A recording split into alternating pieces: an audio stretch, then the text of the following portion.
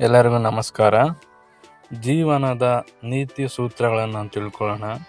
ಗುಣವಿಲ್ಲದಿದ್ದರೆ ರೂಪ ವ್ಯರ್ಥ, ನಮ್ರತೆ ಇಲ್ಲದಿದ್ದರೆ ವಿದ್ಯೆ ವ್ಯರ್ಥ, ಉಪಯೋಗಿಸದಿದ್ದರೆ ಧನ ವ್ಯರ್ಥ, ಹಸಿವಿಲ್ಲದಿದ್ದರೆ ಊಟ ವ್ಯರ್ಥ, ಪ್ರಜ್ಞೆ ಇಲ್ಲದಿದ್ದರೆ ಪ್ರತಿಭೆ ವ್ಯರ್ಥ, ಗುರಿ ಇಲ್ಲದಿದ್ದರೆ ಸಾಧನೆ ವ್ಯರ್ಥ. ಈ ಮಾತನ್ನು ಅರಿಯದಿದ್ದರೆ ಜೀವನವೇ ವ್ಯರ್ಥ.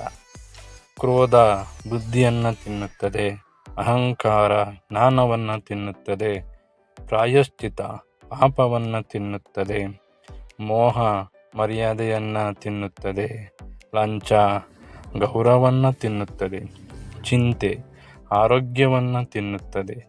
ಇದೇ ಜೀವನದ ಮಂತ್ರಗಳು. ಇವನ್ನು ತಿಳಿದು ನಡೆದರೆ ಅವನ ಜೀವನ ಸುಂದರವಾಗಿರುತ್ತದೆ.